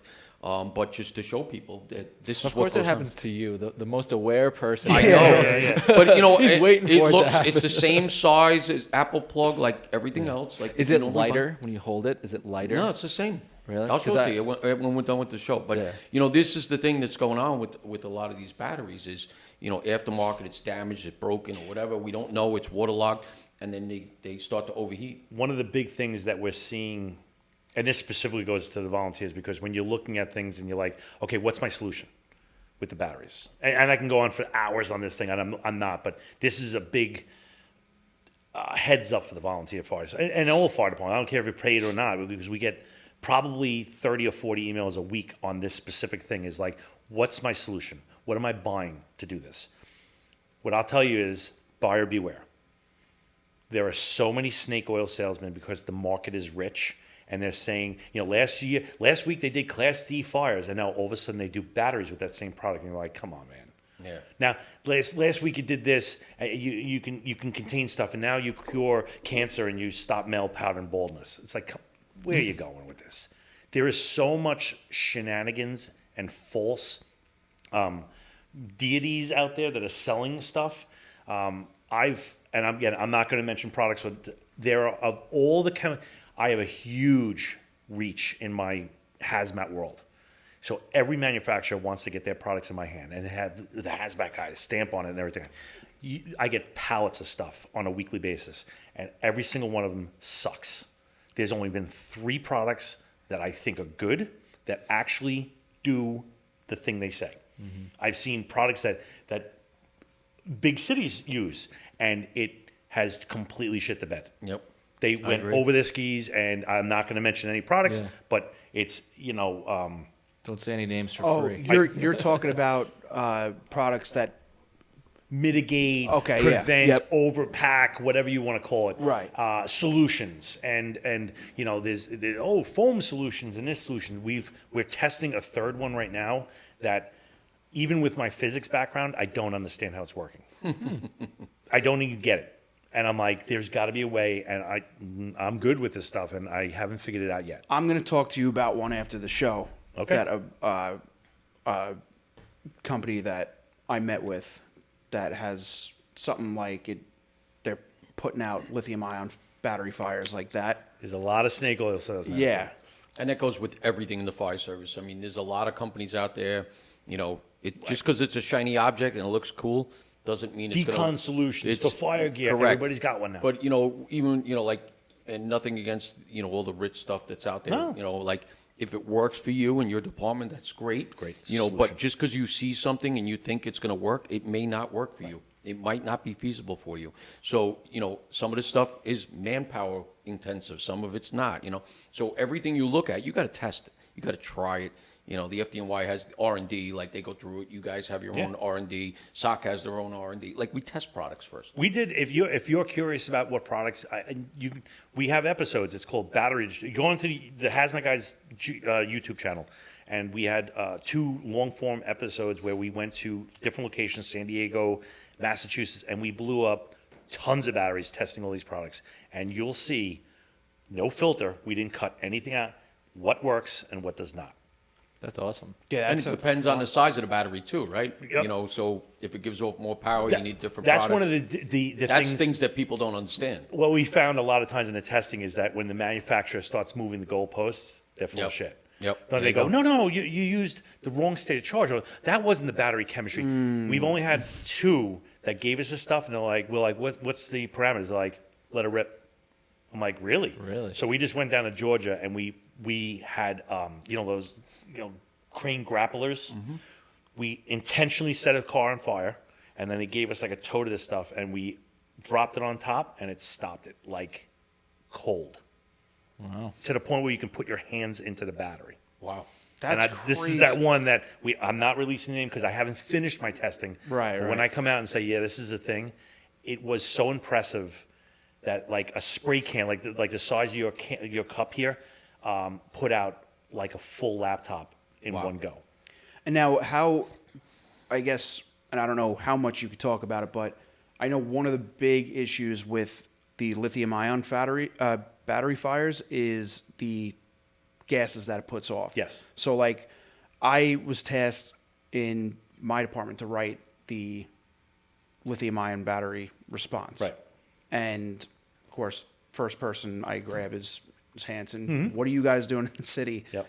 But because the reason was because every city call that I saw coming through Firewire, I'm like, there's a lot of hazmats coming in, but it was lithium-ion battery fires. And one of the other things that I saw was, even if you're outside, like if it's one of those scooters or bikes that are on fire, you want to have your mask on because of that, the gas that it's putting off. So with these things that you're testing, are they also eliminating those gases? One of them came to us and they were like, yeah, it scrubs the gas out. Now there's various gases. Scrubs? So this is their claim, right? They came out with it scrubs the gas out of there, and one in particular is the boogeyman of hazmat. Like if you breathe in too much of this stuff, it will just kill you. It eats the calcium in your body, blah blah blah. So I'm like, you're making a claim like that, you better bring some receipts. I got to see some. So we brought in some metering companies to test it, and it sure as shit did it. Wow. Like actually in front of my face did it, and I was like, Okay, that's a pretty big move. Interesting. And what's the gas that comes out of burning lithium ion that's like really Hydrofluoric acid. hydrofluoric acid? Yeah. That's the nasty stuff. That stuff is, Right to your bones. to put it in perspective, the ideal age of it, where the long and fruitful life kind of thing, is 30 parts per million, right? Holy shit. So to put that in perspective, your booster tank in the back of your rig is 500 gallons. So a part per million is one drop out of 521 gallons. So the island of Manhattan is 16 miles north to south. We're talking about an inch. That's a part per million.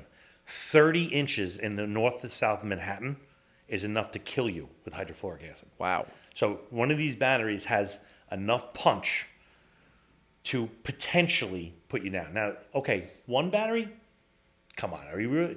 But when you talk about a Tesla that has 7,000 batteries, and each battery puts out a roughly 2 gallons of gas. So when Do you the say math. battery, like the one I was talking about on my skateboard thing, it's a pack. but It's probably there's- got 20 to 30 yeah, of them. it's inside. got. So you're talking individual. It's got little batteries. like AA batteries Yeah. inside of it. Yeah, So like- you're talking each yeah. individual cell. So Yeah. something like That's why the training's so important for this stuff. right. Well, because I'm thinking now, like, you know, you have these these electric vehicles all over the place now, and you get something like a Tesla fire in, say, a parking garage. Yeah. Like, you're gonna want to clear that area. Oh, yeah. And like even just it could be this, you know, the typical hazmat thing to think about. All right, we have a burning Tesla on the street. Which way is the wind blowing? Yeah, I was gonna say first thing. Which way is the wind? Yeah, like where's the smoke going? Uphill, and do I have upwind, upstate? Right, and do I have to Upstate. Yeah, upstate. Upstate. Do I have to evacuate the area based on that type of Yeah. chemical that's in there? Yeah, anybody out there that tells you they have a plan, they're all full of shit. All right, I say this as a joke, but it's absolutely true, and it's starting to solidify.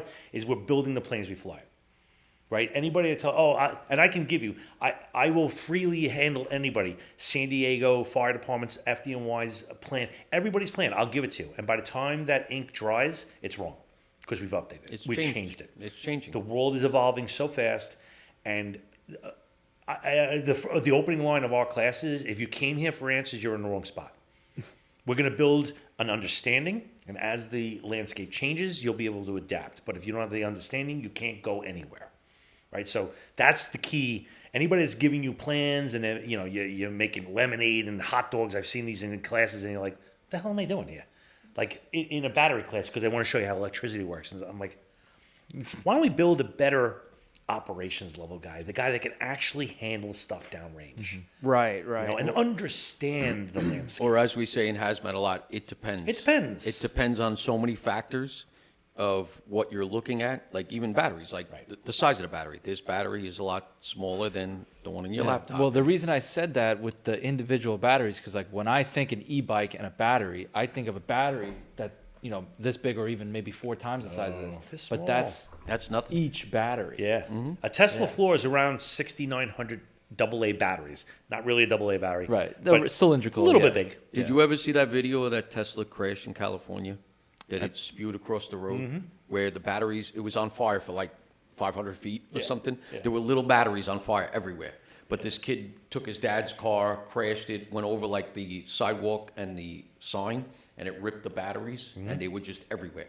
So there were batteries and fires for like a block. Yeah. But that's the difference. When you're dealing with a car, you're dealing with a lot of these little cells. Yeah. And then, obviously they go into thermal runaway and everything else if they go on fire, and now the gases, and it's just, It's a it's topic. exponential. we usually do like an 8-hour day on it. we could spend technician a whole level, episode just on batteries. But for operations level, we do, and I'm not joking, we probably do 30 to 40 classes a month for operations, volunteer fire departments, going out, and again, it's not free, but when you talk about the LEPC money, which is something, if you're a volunteer and you're like, how am I going to afford all this stuff? There is nobody really knows about this stuff, but there's something that the federal government distributes money to the SERC, the State Emergency Response Committee, right? They get a huge pot of money, and then they distribute that out to the LEPCs, the local emergency planning committees. So every like Nassau County Fire Marshal is the LEPC for Nassau. New York City, it's whatever, it's Suffolk County. And so they have a pot of money for training. And so if you say, hey, I'm in the Little Big Neck Falls Volunteer Fire Department, and I want one of these trainings, and I need $5,000, let's say, right? You go to the LEPC, and can I get some funding? He goes, well, you know what, put together 10 departments, and I'll give you the funding. And so, like, it's not that you don't have the money to get top-line quality instruction. It's that you just got to know what pot to look for. And HazMat, it has a huge pot. And there's grants out there all over the place. They give out, I think the pipeline industry gave out $23 million last year for training to volunteers. For anybody that asks for it. So all you got to do is ask for it. It's interesting because I feel like a lot of these like plants that make these chemicals or the lithium ion factories or whatever tend to be in air. That's a fucking stink bug. Stink bug. I keep that. Slamming its face into the light. I feel like a lot of those like facilities tend to be in rural areas with rural departments. Yep. And I mean, I'm sure there are some plants that give them the training. They'll pay for that training. You say, hey, listen, I need $10,000 of training. They're like, I'm not really motivated with this. Because why would they want to give up their money? But when you say, hey, listen, if you say this, we'll, as a volunteer fire department, we'll put it over our PR pages, we'll make you guys look good, and we'll put in a good word to your insurance company who could reduce your rates by $15,000. Now you're like, wait a second, $5,000? So that we did a drill it was a train derailment where we did a exercise plan, right? We brought down our MEPs to Daphne, Alabama. Did this huge thing. And the guy was like, well, you know, I don't know about this thing. And when we told him about the insurance, he was like, let me pay for everything. He did the thing. It was like, holy crap. And the guy's like, we just got all these volunteers, all these paid fire departments, got this free training that would cost them years worth of budget by this guy because he was motivated for the insurance savings. Yep. So there's methods to the way. We hooked up with this grant guy, and we are getting millions of dollars of grant money from the federal government to train volunteer fire departments. Literally? Is it literally Grant Guy? Literally, We know. grant guys. We know. Who he is. Oh yeah, we know those guys. Oh, no, he's not from around here. I mean, most of the No, I know, but they I think they did something. Is on he literally Firewire. called the Grant Guys?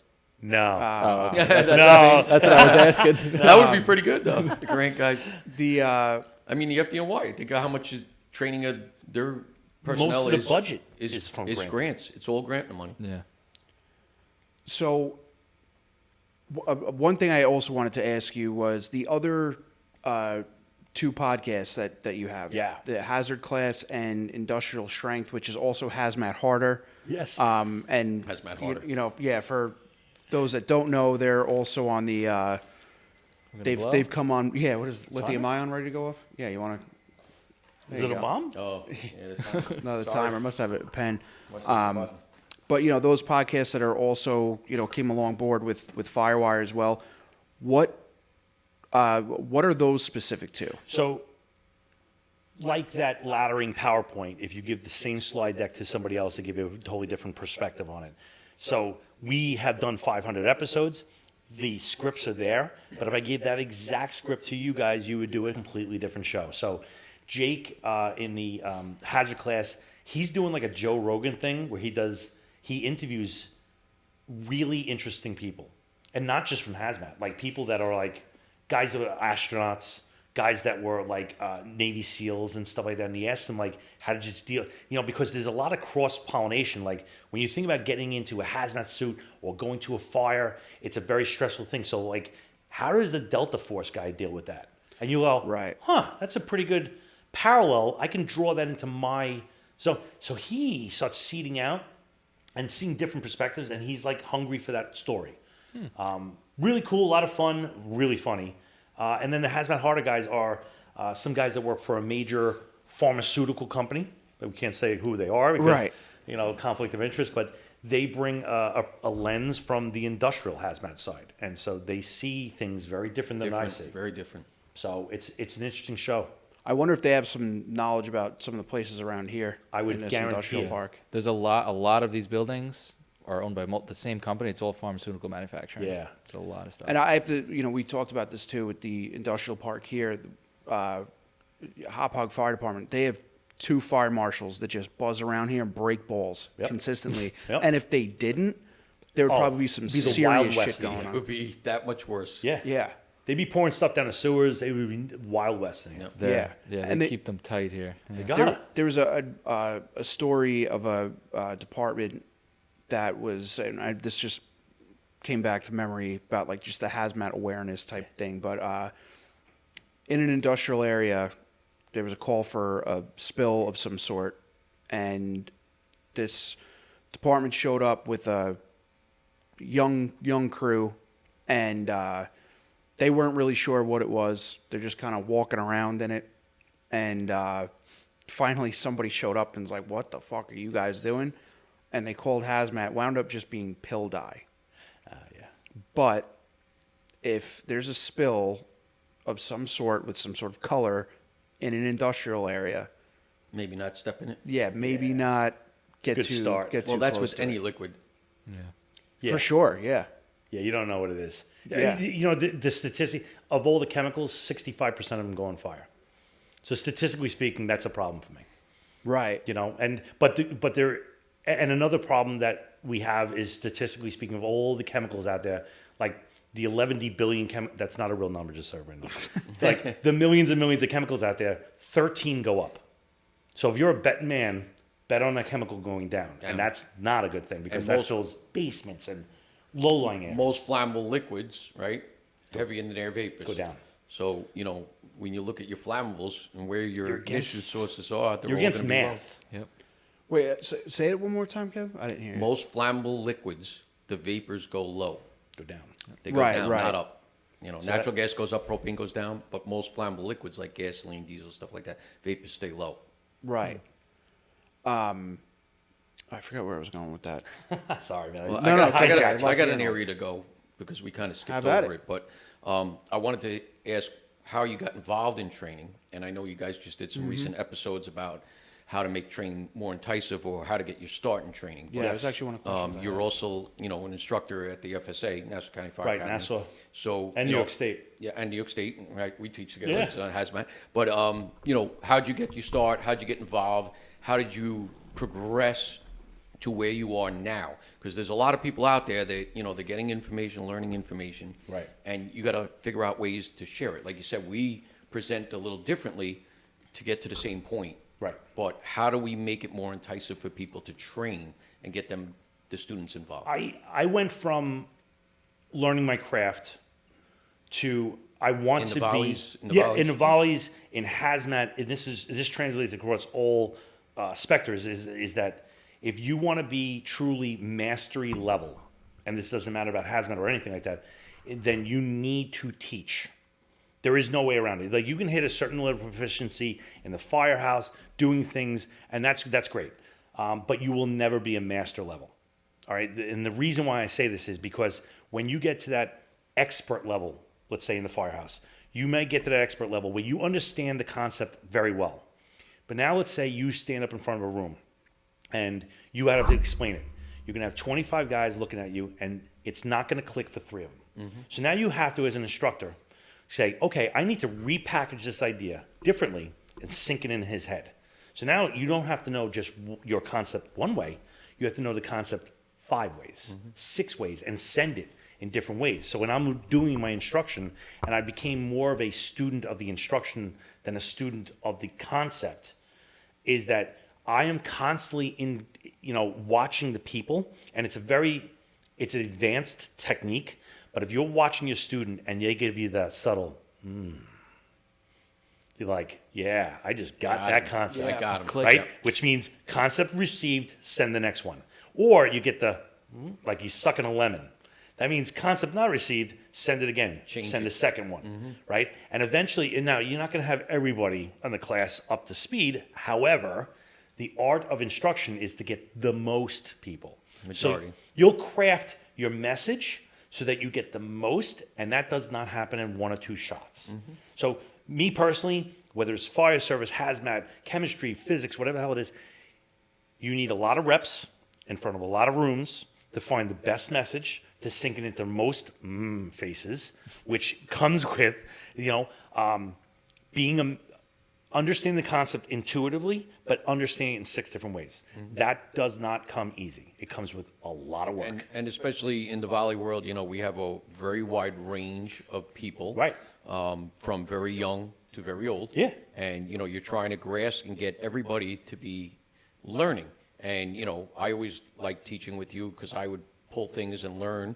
And when people give me say, hey, if you did this a little differently, it's better grasp. But, we're in a new age now. So, like, even me teaching at the Fire Academy, like, I'll bring up sometimes Instagram videos, 1-minute video, because that's how the younger generation seems to be learning.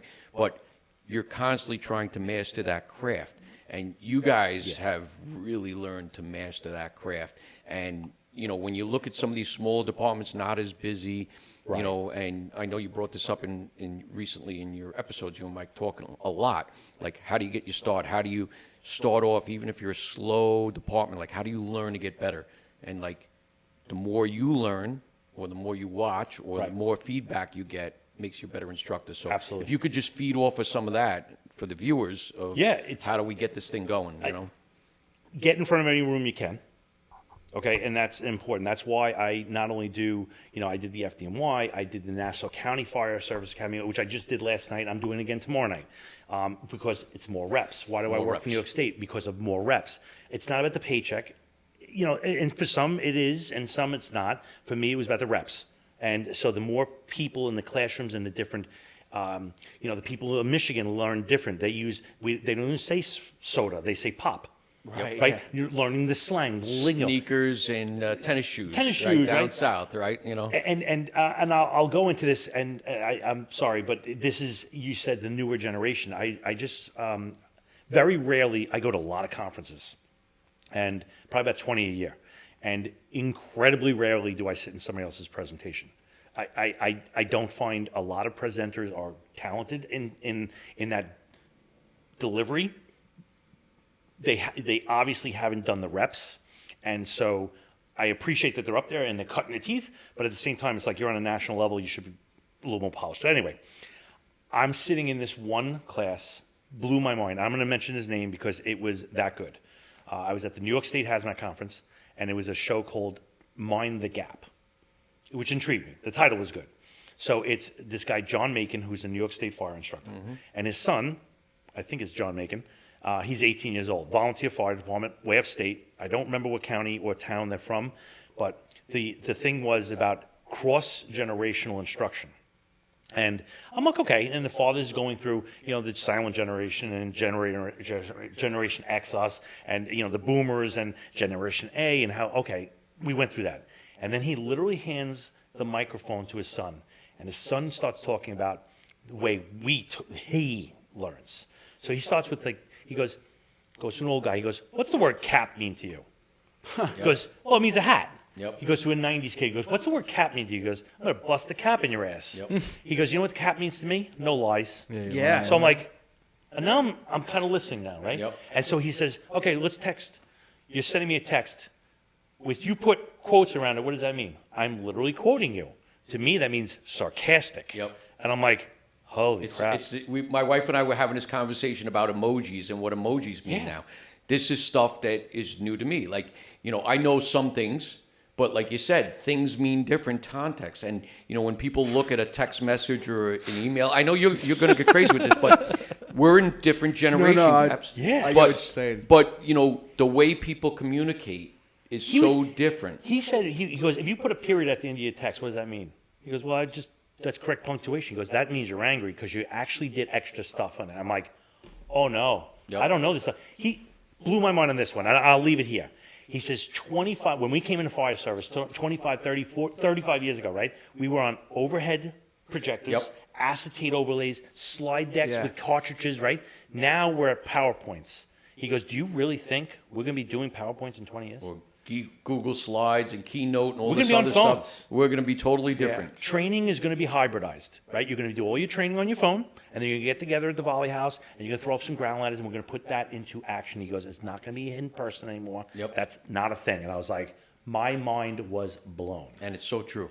It is such an interesting concept because, like, my dad, I'll text my dad something, he'll just write back K. Yeah. I'm like, all right, fuck you, you know? And meanwhile, he's just like, okay, you know? And It's it's just easy but in one letter. Yep. Yeah, and then, but it's even like, you're talking about the emojis. Yeah. I mean, like, there's like a whole line of emojis that are just sexual innuendos. Yes. And like I was emailing with somebody the other day, and they emailed me back with like a winky face tongue out emoji. I'm like, What are you That's flirting creepy with? as hell. Yeah, What the flirting hell with does this this guy? guy And mean? meanwhile, he didn't know. He's just like, oh, like, That's you know, funny. yeah. I like that. And, it's And that's just why I like- say you should not take things out of context, especially in text messages. You know, Yeah. people get angry, but like, you know, people write stuff, and I'm like, what the hell? You know, or you know, if something came up in caps because it auto corrected, Right. and somebody's like, why are you so Why are you angry? yelling And at I'm me? like, Screaming at what are me. you talking about? They're like, you're yelling at me. I go, I'm not yelling at you. I sent you a text message. They're like, no, it's in capitals. That means you're yelling.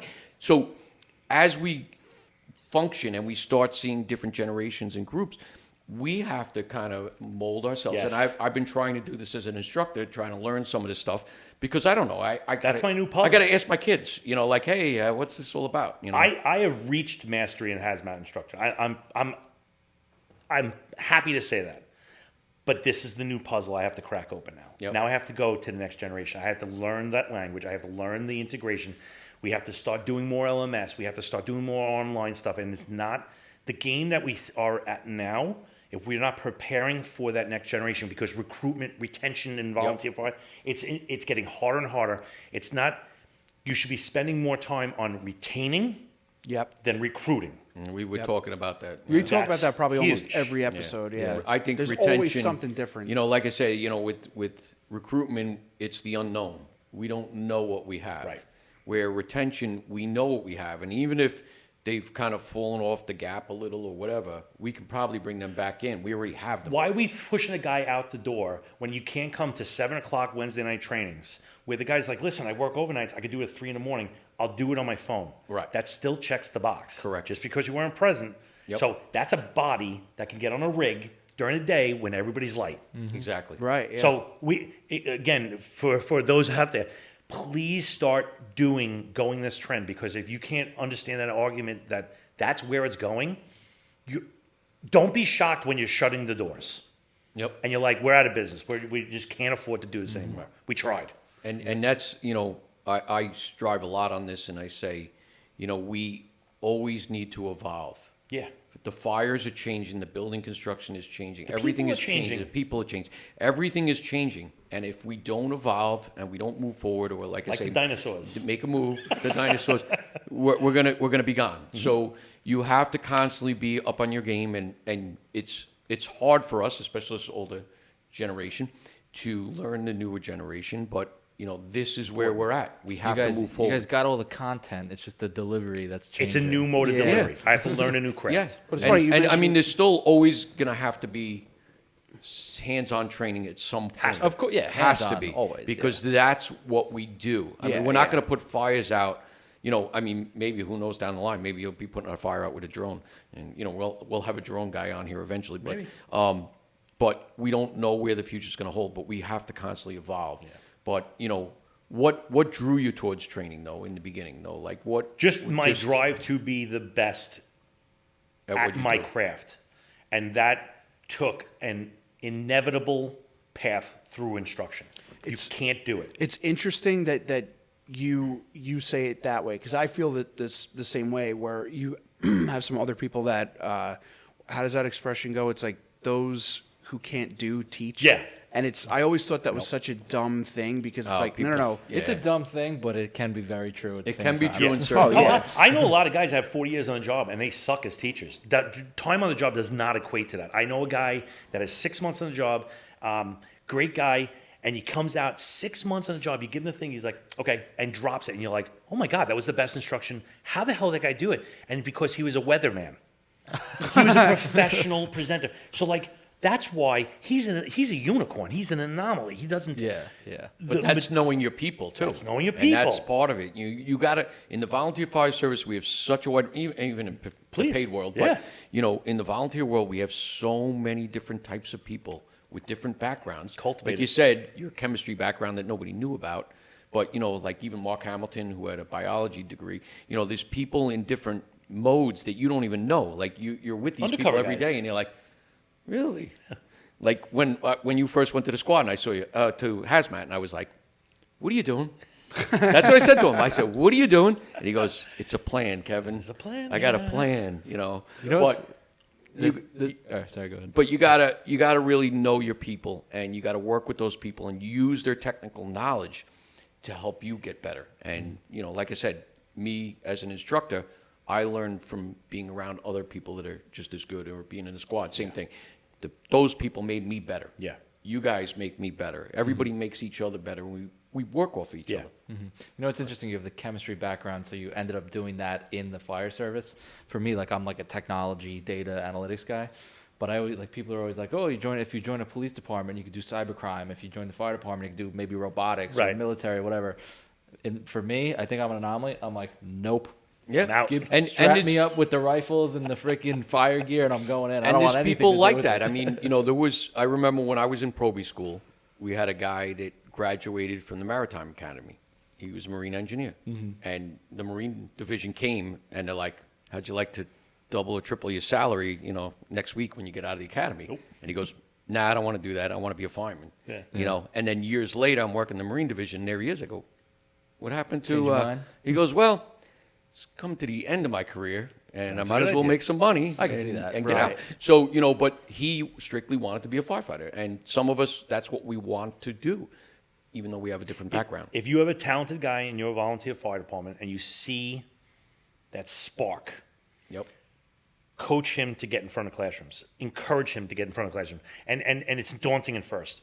What I will say is you do the crawl, walk, run, right? He sits in the back. On the first delivery, he watches you.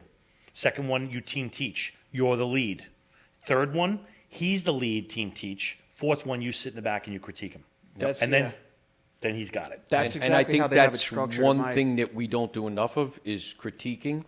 And, Yep. you know, It's uncomfortable. and it's I'll- not comfortable. I'll tell you one of the experiences I had in the hazmat world. I was teaching with Mark, and you know we were in front of the class, and Chief Ingram was in the class, and he's sitting there, and you know he's on his iPad and he's writing some notes and stuff, and you know he's just in the class like everybody else, taking the refresher like they usually do, and we go to a break, and he goes, "Hey, can I talk to you guys for a minute?" And just nonchalant. Yeah. He goes, "If you don't mind, I was just taking some notes. If you know, maybe this can help you guys in the future with teaching." And I go, "Chief, by all means, I'd love to hear that." He goes, "So I wrote a few notes down," and he's got like a list of stuff, and I'm like, "Oh man, we really suck," you know, like he's writing all this stuff, and he goes, and a lot of it was like, "I like the way you did this." He goes, "But if you touch on this and go this route, you can Better get-" outcome, right? And you know, and I was like, you know, Chief, I go, like that. I wish we did a little more of this, because you gave me a lot of good feedback of making myself better instructor. So, you know, that's that. one area I think we do fail. And I think what you just said, even in the volunteer system, would work really well if people took that guidance and, you know, get them up in front. That's what we're here to do. Volunteers. We're And- here to help our neighbors and everything. Help this and guy get to on that point. and pass on knowledge. And that's really what us older generation is to push to the younger, is to pass on the knowledge we learned and make them better. And I think, you know, that's a great way to, if you're in the volunteer service and you're looking to be better in instruction or whatever, Yeah. go by what Bobby just said and work with it. Yeah, I think for it's sure. great. So, Chief, you have any closing thoughts for us? I just gave you everything. You just gave us everything. I'll tell you We what, could go on another day. I gathered that if it doesn't have a comma, I don't care. Wait, what did you say before? No, No comma, no drama. No commas, no problems. Yeah, no comma, no He problem. said it. That's I what. just copied it. That's got to be. You guys got to make sure it's. I'm going to do that. No, well, no well, comma, people no do problem. ask, and just before we go off numbers, but you know, people ask like, where do these numbers come from? You know, and I think that's one area that people should look at is why do we have the numbers we have in our meters? Why do we go by those numbers for CO and everything else? And you know, a lot of that comes from OSHA and NIOSH, and they kind of tell us where things should be for the worker and the workplace and everything else. And they're not just picked out of thin air. They do testing. Yeah. You know, lethal doses and lethal concentrations and everything else to figure out what they feel is safe for a human being. Yeah. And that's where these numbers come from. So, you know, don't deny the numbers. And, you know, like I said, people sometimes look at it and they say, well, do we really need to put our mask on? You know, There's a reason for it. And there's a reason why Yeah, you should at absolutely. some point. You know, do you need it right away every time? No. You want But that long and fruitful life. you want that long. We want to be able to, or for us, pension. You want to live for the pension. a couple more years out of it. In a couple more years.